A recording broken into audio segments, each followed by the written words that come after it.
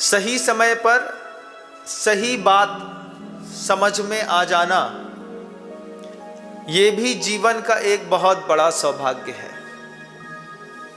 सही बात सही समय पर, सही बात गलत समय पर समझ में आती है। अहिंसा परमो धर्म की परम पूज्य आचार्य भगवंत गुरुदेव श्री विद्यासागर जी महाराज की, वर्तमान आचार्य परमेष्ठी गुरुदेव श्री समय सागर जी महाराज की, समस्त मुनि संघ की।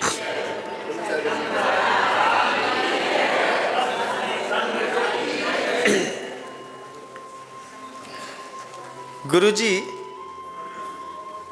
एक उदाहरण हम सभी को देते थे। सही समय पर सही बात समझ में आ जाना, ये भी जीवन का एक बहुत बड़ा सौभाग्य है। सही बात सही समय पर, सही बात गलत समय पर समझ में आती है। पिक्चरों में देखा होगा, लास्ट में जब सब खो चुके होते हैं तब सीक्वेंस क्लियर होता है। अरे ये ऐसा नहीं था, ये ऐसा था। अंतिम समय पर जब सीक्वेंस क्लियर होता है, क्योंकि जब तक पिक्चर में सीक्वेंस नहीं रहेगा तब तक मूवी नहीं है, तो उसमें कुछ ना कुछ एक सीक्वेंस तो बना ही रहता है। गुरुजी कहते हैं सही बात सही समय पर समझ में आ जाए, जीवन का बहुत बड़ा सौभाग्य है। एक उदाहरण देते थे गुरुदेव। एक प्रतिष्ठित विद्वान थे, उनकी पत्नी उनके साथ रह करके सहधर्मिणी गृहस्थ दंपति जीवन यापन करते थे, और चूंकि वो दिन भर पढ़ाई लिखाई में ही लगे रहते थे, पढ़ते पढ़ते पढ़ते ही पूरा दिन पूरी रात उनकी गुजर जाती। पत्नी को गुस्सा आने लगी। गुस्सा आना भी जायज था। गुस्सा आना इसलिए भी जायज था कि घर के अंदर खाने की दिक्कत होने लगी। जब कोई किताब में इतना घुस जाए कि फिर वो अपने परिवार की चिंता भी ना करे, तो गुस्सा आना जायज है। पत्नी ने एक दिन किताब उठा करके, पंडित जी पढ़ रहे थे, उठा करके और ऐसी धरती पर हाथ से छुड़ा के पटक दी। पटक करके कहते हैं, तुम्हारी किताब से हमारी भूख शांत नहीं हो सकती। पंडित जी बहुत गंभीर थे। उन्होंने कहा, तुम अभी ज्ञान की कीमत नहीं जानती। पत्नी कहती है, तुम्हारे ज्ञान से हमारी भूख मिटे तो तुम्हारी ज्ञान की कीमत है, लेकिन तुम्हारे ज्ञान से हमारी भूख नहीं मिट रही, मेरी भूख मिटाओ। पति कहते हैं, पंडित जी कहते हैं, तुम नहीं समझ सकती इस ग्रंथ में क्या क्या नहीं लिखा है। पत्नी कहती है, खाने के तो है नहीं, बात कर रहे हैं दुनिया भर की। बात बिल्कुल सही है। पुस्तक उठा करके पढ़ने से कभी किसी की पेट की भूख नहीं मिटी। पेट की भूख का पुरुषार्थ अलग है और ज्ञान का पुरुषार्थ अलग है, लेकिन ज्ञान कमाल करता है। पंडित जी बोलते हैं, चलो ठीक है, एक काम करना, कल 14 है, 14 को जिस पुस्तक को तुमने पटका है, इसी पुस्तक में से हम कुछ स्तोत्र पाठ पढ़ने के बाद एक मंत्र बोलेंगे। जैसे ही हम मंत्र बोलें, वैसे ही तुम अग्नि में उबलते हुए पानी में मक्के के दाने उठा करके डाल देना। मैं बोलूंगा स्वाहा, और तुम मक्के के दाने उठा करके बर्तन में सिर्फ डालना है, डाल देना, तुम्हारा कल्याण हो जाएगा। अब पत्नी को पति की बात पर विश्वास नहीं, क्योंकि बहुत दिनों तक साथ में रहते रहते एक दूसरे को समझने के बाद सबसे पहली चीज सम्मान खत्म होती है, तो आदर और सम्मान। ये गृहस्थ जीवन की बहुत बड़ी विचित्रता है।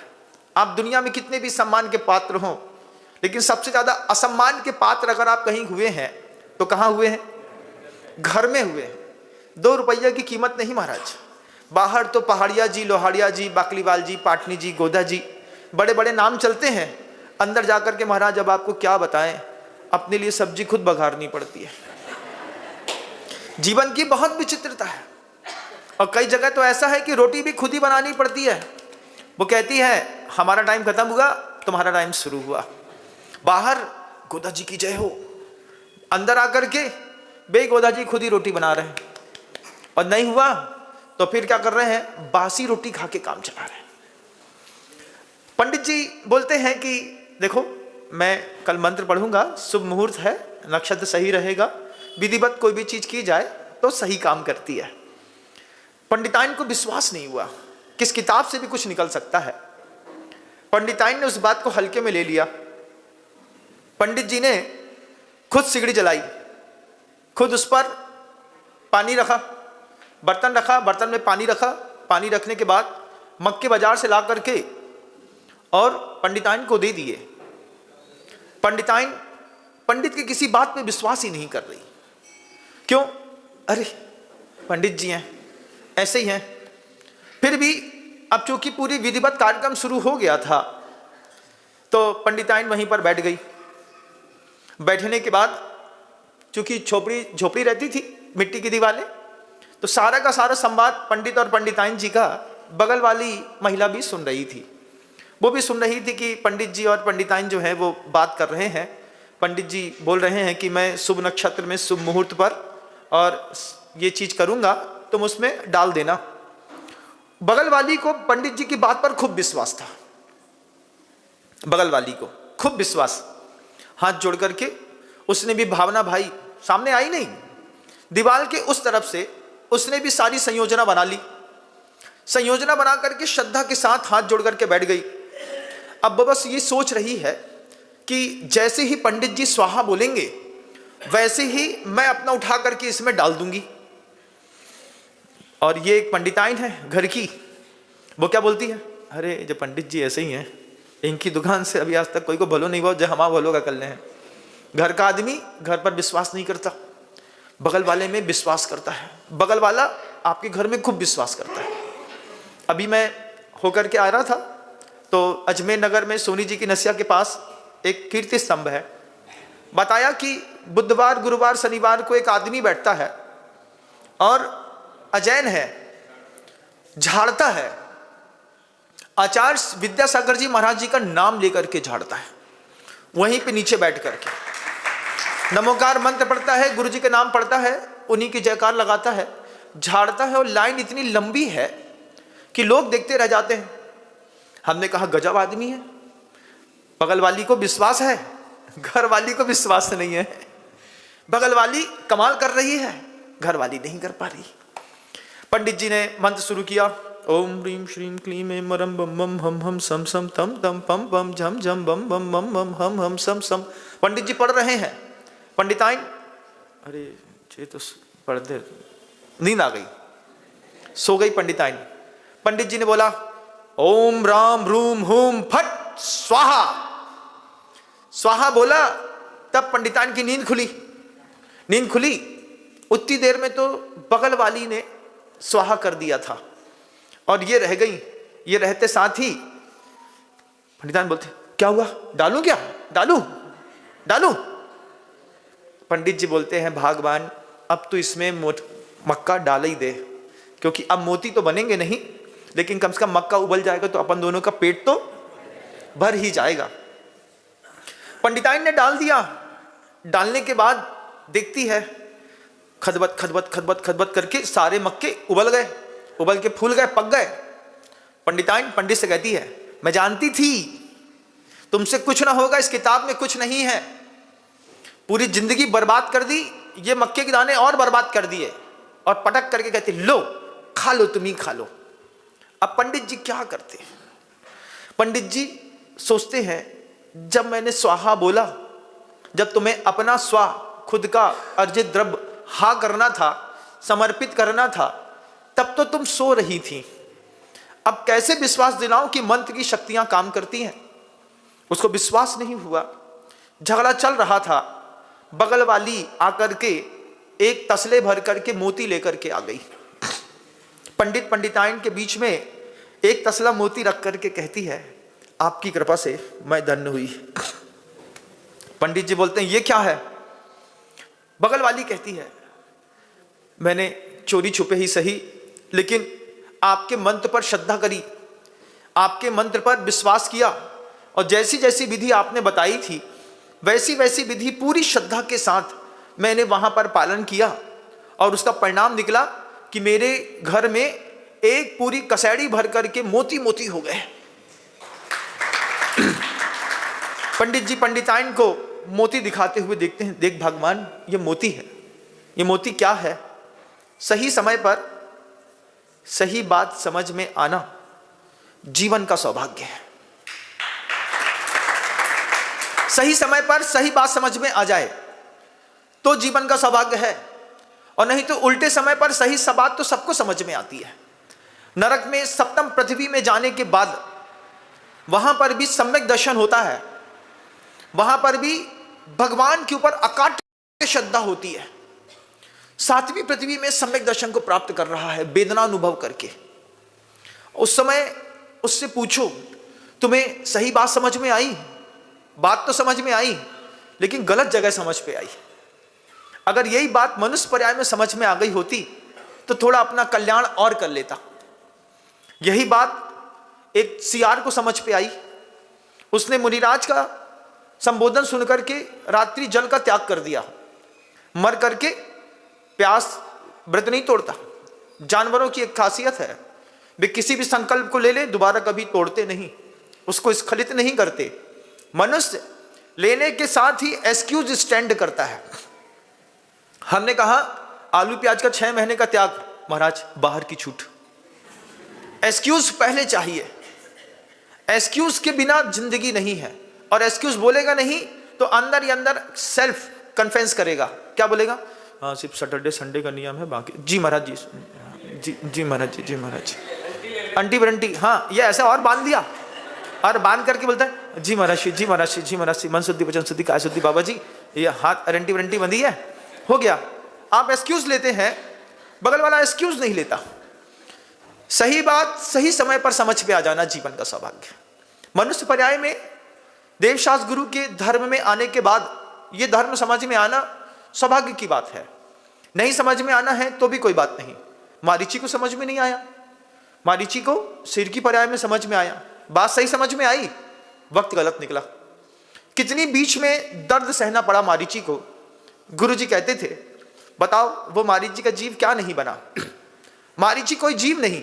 मारीची शब्द जो है वो बहुत सुंदर है। सूर्य की किरण को मारीची कहते हैं। सूर्य की किरण का जो प्रखर प्रकाश आता है ना, पीला पीला सोने के जैसा, उसको मारीची कहते हैं, सूर्य की किरण को।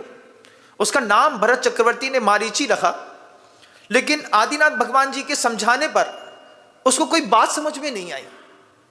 फिर आचार्य कहते हैं आगम ग्रंथों में जितने भी उदाहरण हैं, इन उदाहरणों को मनुष्य के ऊपर न घटा करके वृत्ति के ऊपर घटाना है। जैसे मारीची की जो वृत्ति है वो वृत्ति आपकी भी हो सकती है।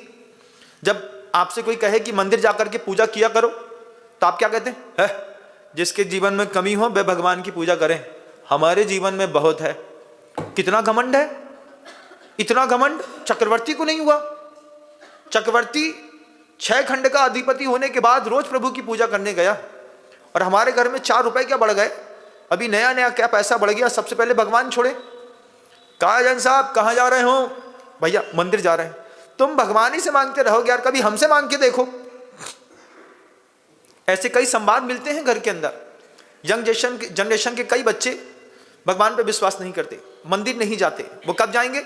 जिस दिन घर में पिताजी मर जाएंगे तो 13 में तीसरे दिन तिया में देव दर्शन के लिए जाना पड़ता है, तब भगवान की कीमत समझ में आती है, तब भगवान दिखता है, नहीं तो वैसे नहीं दिखता।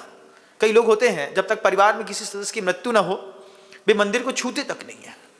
लेकिन गुरु जी कहते हैं सही समय पर सही बात समझ में आ जाए तो जीवन का कितना बड़ा सौभाग्य है। चक्रवर्ती का पुत्र है मारीची, उसको वहां पर कोई बात समझ में नहीं आई। फिर आचार्य जी कहते हैं कभी कल्पना करो वही मारीची का जीव जिसका दादा तीर्थंकर है, जिसका पिता चक्रवर्ती है, जिसके भाई उसी भाव से मोक्ष जाने वाले हैं, वही चक्रवर्ती का पुत्र मारीची कौन कौन सी पर्याय में नहीं गया? उद्वेग के कारण, अहंकार के कारण, आसाधना के कारण, आसक्ति के कारण, अनुमोदना नहीं कर पाने के कारण कहां कहां नहीं गया, और कहां कहां अपन भी नहीं गए। आप भी, अपन भी, हम भी देखते। आचार्य जी कहते हैं भूत देखा है कभी? नहीं देखा महाराज, लेकिन अपन भूत भी बने हैं, पिशाच बने हैं अपन, धुआं पीने वाले, उल्टे लटकने वाले चमगादड़ बने हैं, हम कुत्ता बने, और ऐसा नहीं गले में घाव वाला कुत्ता बनकर के भी जीवन जिया हमने।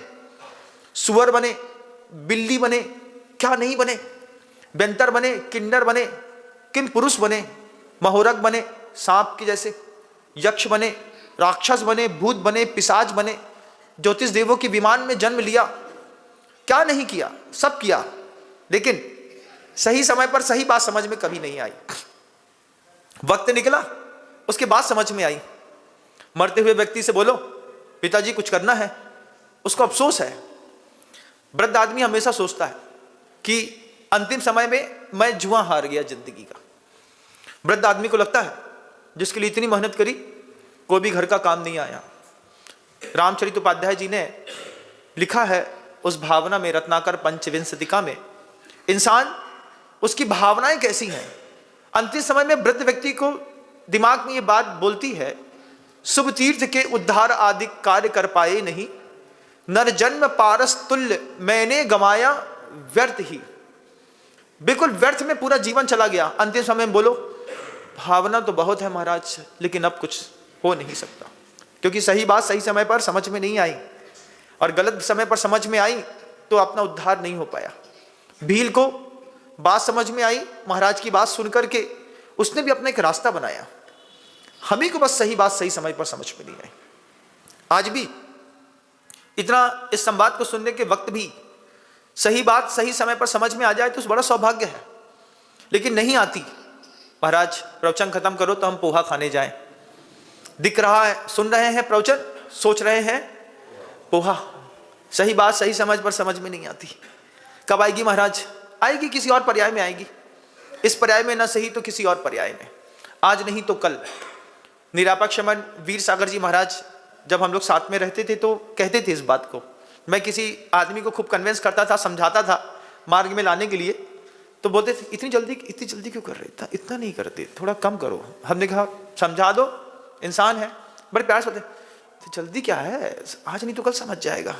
हमने कहा कब समझ जाएगा? चला जाएगा तो क्या समझ जाएगा? तो कहते इस पर्याय में नहीं तो अगली पर्याय में समझ जाएगा, कुत्ता बन के समझ जाएगा। काहे इतना पीछे पड़े हो, इतना पीछे नहीं पड़ो, कुत्ता बन के समझ जाएगा, जरूरी थोड़ी कि इंसान बन के समझेगा। हमने कहा बड़ा पेशेंस है तुम्हारे अंदर, इस पर्याय में नहीं सही तो अगली पर्याय में समझाएगा। फिर उन्हीं ने कहा कि जब मारीची शेर की पर्याय में समझा तो अपन सोचते हैं कि पूरी दुनिया को इसी पर्याय में समझा लेंगे, अगली पर्याय में भी समझेंगे इन लोग, किसी और पर्याय में समझेंगे। जिसको समझ में आता है वो बहुत जल्दी जुड़ करके सामने खड़ा हो जाता है। रास्ते से आ रहा था, चित्तौड़गढ़ में खड़ा हुआ, श्वेतांबर बंधु आए, हाथ जोड़ करके बोलते हैं लाभ दीजिए। हमने कहा पहचानते नहीं। बोले आप जैसा बोले, और 2.5 लाख रुपए आचार्य के समाधि केंद्र पर दान दे गए। हमने कहा क्या हुआ? महाराज जी ने हमसे पूछा ये क्या हुआ? हमने इनसे भी वही बात कही, सही वक्त पर सही बात समझ में आ गई। जीवन का उसके भी अपना एक सौभाग्य है, आपके जीवन का भी एक सौभाग्य है। बहुत सारे धर्मात्माओं ने सही समय पर सही बात समझी। अगली पर्याय में कोई संवाद नहीं करेगा।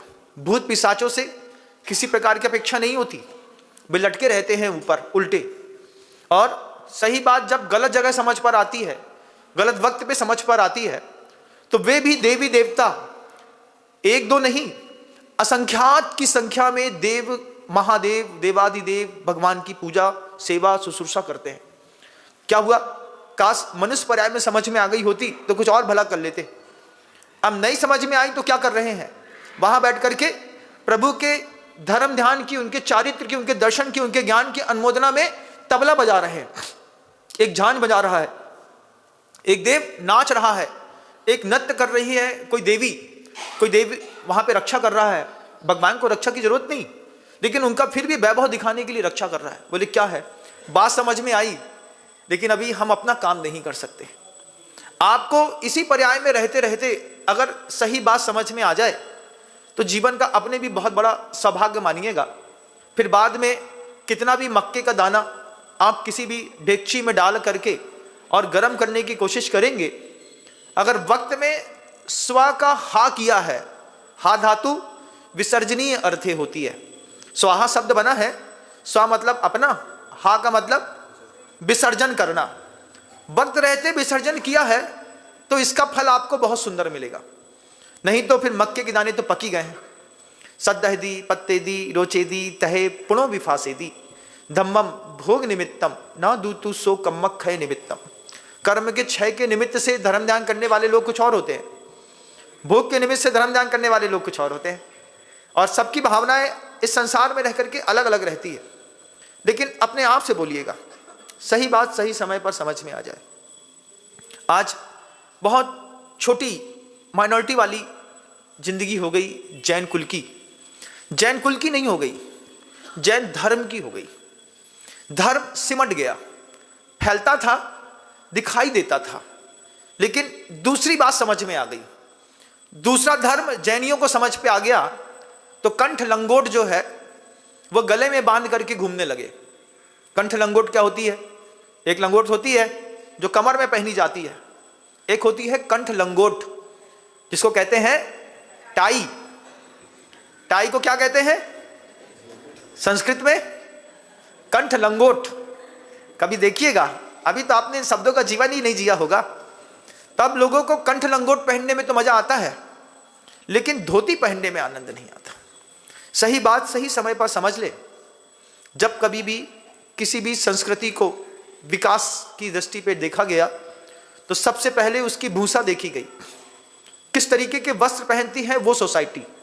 आप बोहरा समाज को देखिएगा, नक्काशीदार कसीदा करी हुई टोपी पहन करके जब वो निकलते हैं, आप उनको देख के दूर से बोल देते हैं बोहरा समाज के लोग हैं। उनके चेहरे की शालीनता, उनकी शांत प्रियता, आप दूर से देख करके उनके एप्रन वगैरह को सब समझते हैं, तो आप क्या बोलते हैं? उसने क्या किया? उसने अपने वस्त्रों से अपने धर्म का परिचय दिया, टोपी से अपने धर्म का परिचय दिया। इसके बाद किसी और समाज के व्यक्ति को देखिएगा, वो चलेगा, थोड़ा सा पैजामा ऊंचा रहता है, हाथ का कुर्ता भी थोड़ा सा ऊंचा रहता है, वो भी समझ में आता है किसी कौम के लोग हैं। किसी पंडित को देखिएगा, अगर वो ब्राह्मण है तो मौजी दंड कमंडलु नो लांछनो ब्राह्मणों, क्या है? चोटी रखा हुआ है, कमंडलु है, देख करके आप दूर से बोलते हैं ये क्या है? ब्राह्मण है। ब्राह्मण को समझने वाले हैं। किसी के हाथ में कलावा देखते हैं, माथे में तिलक देखते हैं, हिंदू होने का परिचय वो अपने आप दे देता है। हम अपने कपड़ों से जैन होने का परिचय कैसे देते हैं? ऐसे कौन से वस्त्र हैं ट्रेडिशनल जो हमारी जैन संस्कृति के अध्याय को, वस्त्रों के माध्यम से संस्कृति की रक्षा भी की जाती है। साउथ अफ्रीका में देखिएगा, जिन लोगों ने बिल्कुल भी अवेयरनेस नहीं रखी, ऐसे पूरे के पूरे साउथ अफ्रीका का धर्म खत्म हो गया। उन्होंने अपनी पहचान को बनाए रखने के लिए अंतिम एक उपाय अपनाया, उन्होंने अपनी हेयर स्टाइल को जिंदा रखा। उनके बालों की जो साउथ अफ्रीकन्स की एक संस्कृति है, क्या संस्कृति है?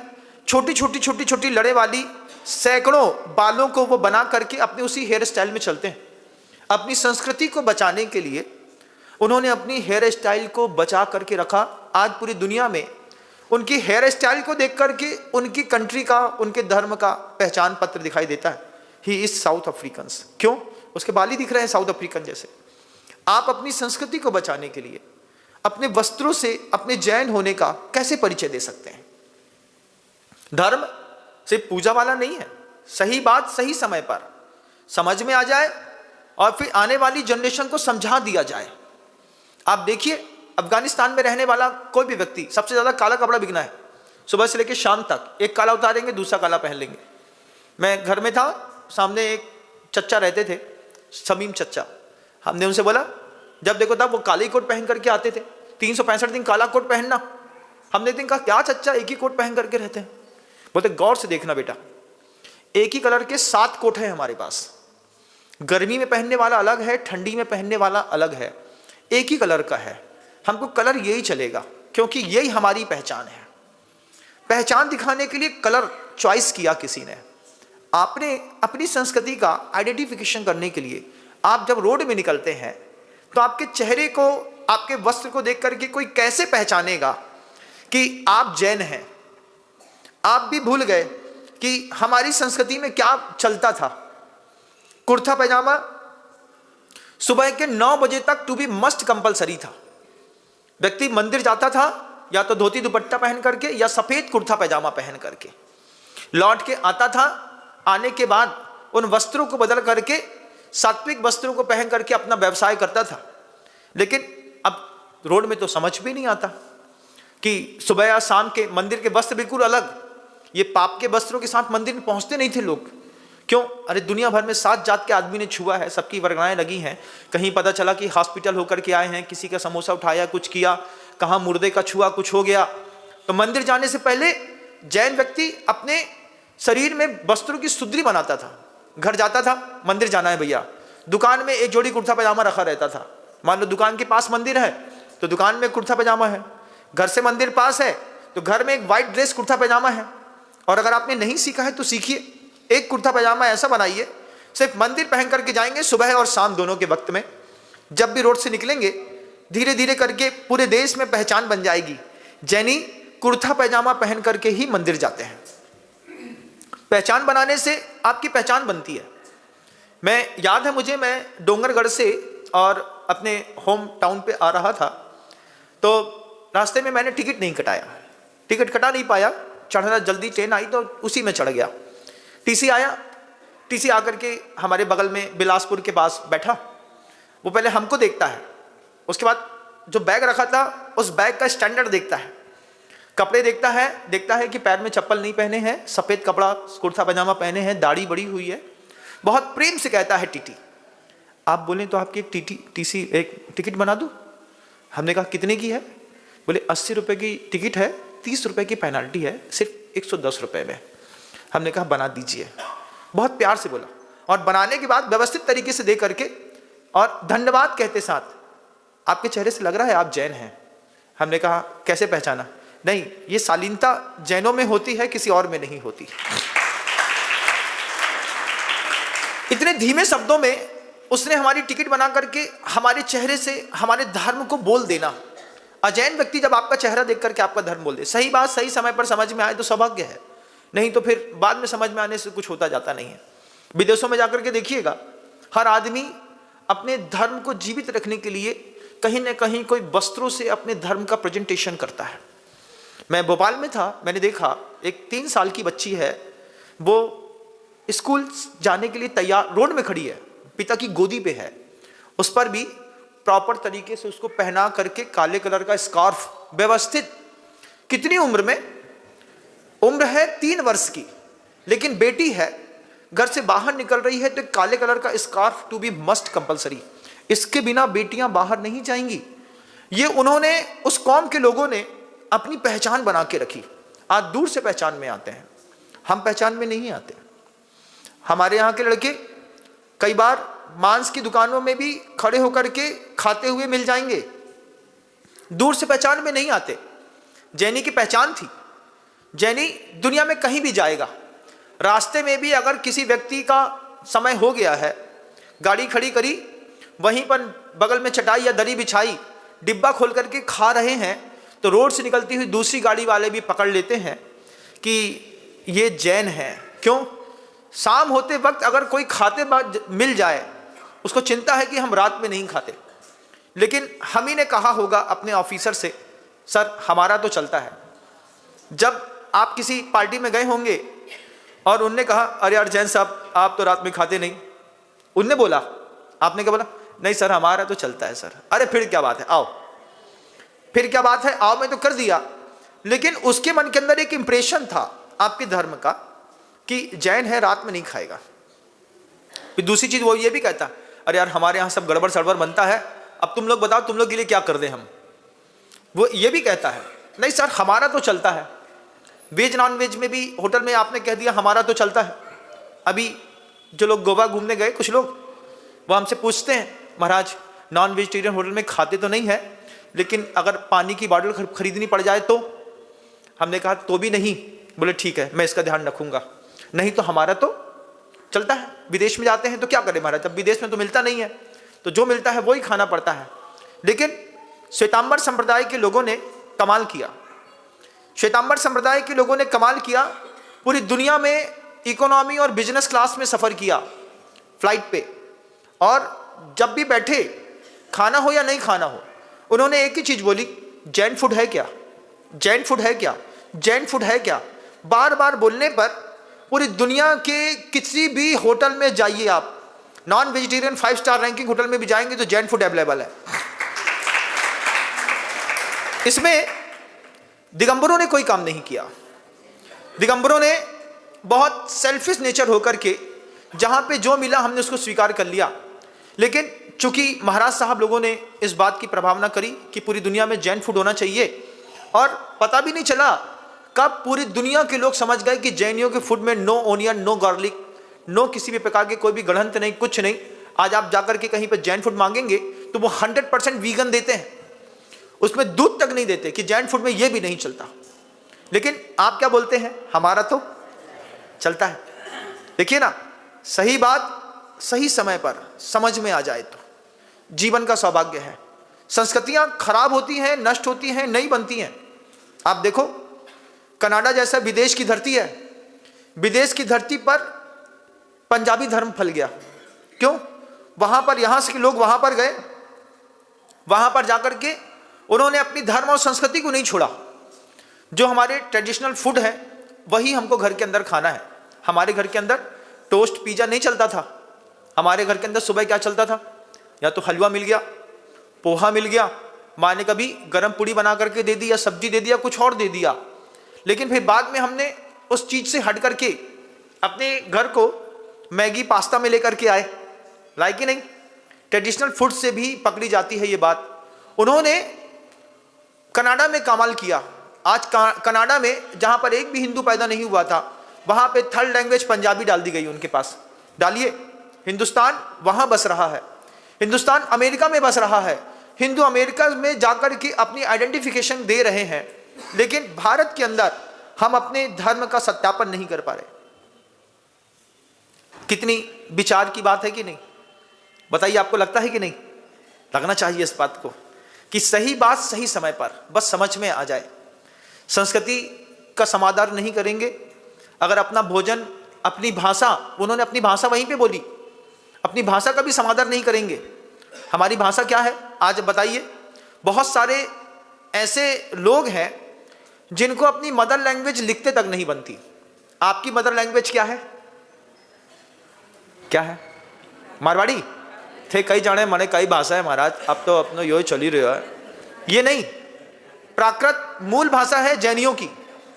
अभी पूछे कि कितने लोगों को प्राकृत लिखते बनती है, तो शायद बहुत कम लोगों में इनका हाथ जाएगा।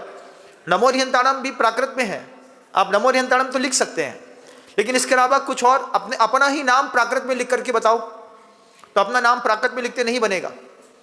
पता नहीं महाराज जी कैसे लिखा जाता है, कभी सोचे ही नहीं कि हमको हमारी धर्म की भाषा में कम से कम अपना नाम लिखते तो आता हो।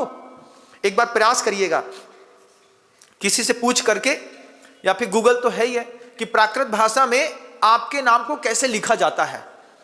इससे आपकी भाषा जिंदा बनेगी। आपका भोजन, आपकी भूषा, आपकी भाषा, आपका भजन, ये 4 चीजें आपकी सोसाइटी को, आपकी कम्युनिटी को जिंदा रखता है। आपके भोजन में आप तय कर लीजिए, हमारे यहाँ का जो भोजन है हम वही खाते हैं, हम ये सब चीजें नहीं खाते।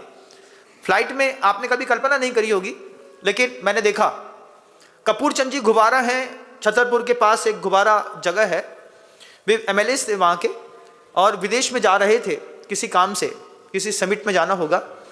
उन्होंने फ्लाइट में अपना टिफिन खोला, खोल करके पूड़ी और लपटा खाने लगे। तो दूसरे ने पूछा व्हाट इज दिस? उन्होंने कहा दिस इज लपटा महाराज। लपटा महाराज? नहीं, महाराज नहीं, सिर्फ लपटा। अब वो क्या है? उन्होंने जब आकर के गुरुजी के पास पवारा जी में बताया, महाराज जी हमने फ्लाइट में अपना टिफिन खोला, उसमें लपटा रखा था, श्रीमती ने लपटा बना दिया था, ठंडी के दिन थे, बढ़िया उसमें अजवाइन डली थी, हॉट पॉट था, कोई दिक्कत नहीं, लपटा खाया। खाते वक्त हमको बड़ी खुशी, लेकिन 10 लोग देख रहे हैं कि एक जैन के टिफिन में लपटा होता है, पुड़ी होती है, लेकिन पिज्जा बर्गर नहीं होता। लोग इस चीज को देख रहे हैं। आपका ट्रेडिशनल फूड है, मान लीजिए मारवाड़ी है, बाफला है, गोला है बंदूक का, जितना तोप का गोला होता है इतना ही मारवाड़ी के यहाँ आटे का गोला होता है, ऐसा सीधा फेंकता है, मारा अंदर सीधा। मारवाड़ियों से भिड़ो तो बोलते इतने गोले मारेंगे, इतने गोले मारेंगे कि मार मार के सुझा देंगे। यहाँ पे आए तो 4 दिन में 4 किलो वजन बढ़ गया हमारा। 79 पे आए थे, 83 हो गया। तो ये आपका ट्रेडिशनल फूड है। हम दुनिया में कहीं भी जाएंगे, हम अपने धर्म का भोजन करेंगे। हम दुनिया में कहीं भी जाएंगे, हम अपनी भाषा में बात करेंगे। हम दुनिया में कहीं भी जाएंगे, हम अपने ही भजन की बात करेंगे। शाम को बैठ जाओ, आप देखो दुनिया में कितने सारे ऐसे लोग होंगे जो अपने भगवान का प्रस्तुतिकरण करने के लिए रोड पर भी राधे राधे कर लेते हैं, है ना। गुरु जी कहते थे, जो बेशरम नहीं हो सकता वो भक्ति नहीं कर सकता। बेशरम होकर के भक्ति करी जाती है। बेशरम क्यों? अभी मान लीजिए आपसे कहें कि भगवान के मंदिर में जाकर के थोड़ा सा नृत्य कर लो, तो आप क्या बोलेंगे? अरे हम बड़े घर के लोग हैं, हम थोड़ी नाचते हैं। हाँ, तुम मंदिर में क्यों नाचोगे? तुम रोड में नाचोगे छक्कों के साथ। जब दूसरी जात के लोग बैंड बजा रहे होंगे तो रोड में खड़े होकर के तो नाचना मुश्किल संभव है, वहां तो नाच सकते हैं। मंदिर में नृत्य नहीं कर सकते, मंदिर में सेवा नहीं कर सकते। बेशरम जब रोड पे बन सकते हैं तो फिर मंदिर के अंदर भगवान के सामने 4 कदम थिरकाने में क्या दिक्कत है? जो लोग थिरका लेते हैं उनको लोग देखते हैं, क्या भक्ति है इसकी। थोड़ी बेशरम होना पड़ता है, भजन में भी थोड़ा बेशरम बन करके काम करना पड़ता है। ये भी जिंदगी का एक फलसफा है। सही बात सही समय पर, पहले तो आपको समझ में आ जाए, फिर सही बात सही समय पर बच्चे को समझा दें, क्योंकि जनरेशन वाइज शिफ्ट करना पड़ता है। छोटे से एक व्यक्ति ने जब 3 साल की बच्ची को प्रॉपर एप्रन पहना करके कंप्लीट करके लेकर के निकला, इतना सा चेहरा इत्तू सा चेहरा उसका, उस बच्ची का, लेकिन निकलेगी तो एक पूरे के पूरे कपड़े से शरीर को, सिर को ढक करके चेहरा दिख रहा है, लेकिन उसने अपने बच्ची को संस्कार दिया ना। आपने अपनी बच्ची से कहा क्या? हमारे यहाँ पहले माँ बहनें बेटियां लज्जा वस्त्र साथ में लेकर के चलती थी। अभी जब मैं बागड़ से इस तरफ मेवाड़ की तरफ आया तो मेवाड़ की तरफ मैंने देखा अजैन माँ बहनें नमस्कार करने के लिए आती, घूंघट पेट तक घूंघट है, ऐसा पूरा डला हुआ है। घूंघट के अंदर की आंखें बाहर का दृश्य तो देख सकती हैं, लेकिन बाहर की आंखें घूंघट के अंदर का दृश्य नहीं देख सकती। क्या गजब की चीज समझ में आई। सोने चांदी हीरे मोती से हमारे हाथ पैर लदे हैं, इसी से दिख रहा है हम बड़े घर के हैं, लेकिन महाराज सा दूर से बैठ करके नमोस्तु करके घूंघट के अंदर घड़ी खम्मा बाबूसा कह करके जब नमस्कार करती थी तो वो कल्चर देख रहा था मैं। क्या गजब का कल्चर है। माथे में एक मोटी सी बेंदी होगी, साधु के सामने गए, पराये मर्द के सामने गए, हम तो देख सकते हैं उसको, वो हमको नहीं देख सकता। एक घूंघट की बात थी जिसको लज्जा वस्त्र कहते हैं। जब कभी भी रोड पे निकलते हैं तब भी एक बड़ा सा स्कार्फ या एक दुपट्टा साथ पे रहता था। अब तो दुपट्टा ओढ़नी जिसको कहते थे कहाँ चली गई पता नहीं चलता। आज अगर मान लीजिए दुपट्टा पहन करके रोड में जाएं, सलवार सूट पहन करके, तो बगल वाली कहेंगे अच्छा इंडियन कल्चर। ना ना ना ना, इंडियन कल्चर नहीं, धार्मिक कल्चर जरूरी है। लेकिन अब नो स्लीव वाले सूट पहन करके निकलने का मजा है महाराज। जमाना बदल गया। जमाना नहीं बदल गया, संस्कृति बदल गई। 2 लाइनें पढ़ी थी, एक ही रात में वो पर्दे पर छा गई, पर्दे की चीज पर्दे पर दिखा गई। जो चीज पर्दे में होनी चाहिए थी वो चीज पर्दे पर दिख जाए तो एक ही रात में वो पर्दे पर छा गई। फिर छाना कोई बड़ी चीज नहीं है, लेकिन ये हमारी जैन सोसाइटी का खेल नहीं है। अगर सही समय पर सही बात आपको भी समझ में आए तो आपके भी जीवन का एक बहुत बड़ा सौभाग्य होगा। शब्दों को विराम दूंगा, समय की अपनी सीमाएं होती हैं। बहुत सारे महानुभावों ने सही समय पर आचार्य जी के समाधि केंद्र पर जुड़ने का सौभाग्य प्राप्त किया। ये भी सही समय पर सही बात जिनको समझ में आई उनके अंतर्मन को साधुवाद देता हूं। हमेशा किसी ने मुझसे एक चीज कही थी, जिससे प्रेम करो उसको जान दे करके प्रेम करो। ये बात मेरे दिमाग में थी। फिर उसने हमको एक्सप्लेन किया, बोले एक अफेयर होता है किसी लड़की से, एक लड़की के चक्कर में इंसान लड़की के ऊपर कितना खर्चा नहीं करता, करता है कि नहीं करता है। आज मान लीजिए आपका किसी से अफेयर होता हो, चल रहा होगा या दे रहे होंगे, 1 लाख पकड़ लो, ये 2 लाख और पकड़ लो, एक अंगूठी तुम पकड़ लो, मोबाइल पकड़ लो, एक प्रॉपर्टी भी तुम्हारे नाम कर देते हैं, कुछ कमी हो तो हमारा ATM कार्ड ले लो। प्यार पे सब कुर्बान है। क्या सब कुर्बान है प्यार पे? और जिसके ऊपर कुर्बान है वो भी लिए जा रहा है, क्योंकि उसके भी लिए भी 4 प्यार हैं उसके। सुबह का प्यार अलग है, शाम का अलग है, दोपहर वाला अलग है, मामा के घर वाला प्यार अलग है, और पड़ोस में रहने वाला प्यार अलग है, कॉलेज वाला प्यार अलग है, ट्रेन वाला प्यार अलग है। प्यार पे सब कुर्बान। आप देखना कभी अपने प्यार के मोबाइल पर कितने प्यार के नाम लिखे होंगे, है ना, समझ में तक नहीं आएगा। गुरुजी कहते थे, गुरुजी नहीं कहते थे, एक दोस्त था साथ में, वो कहता था इस बात को कि जब प्यार पे इतना कुर्बान कर सकते हैं तो फिर गुरु के प्यार में क्या नहीं कर सकते। जिससे कुछ नहीं निकलना है रास्ते में, उसको तुमने शुरुआत की दौर पर इतना दिया। सही बात सही समय पर समझ में आए तो दुनिया में ऐसे महान आचार्य दोबारा नहीं होंगे। दुनिया में उन महान आचार्य का समाधि स्मारक 2 बार नहीं बनेगा, 2 जगह नहीं बनेगा। आप अपने अपने मोहल्ले में, अपने अपने घरों में गुरु जी के चरण चिन्ह तो स्थापित कर सकते हैं, लेकिन समाधि केंद्र में अपना प्यार दोबारा नहीं दे पाएंगे।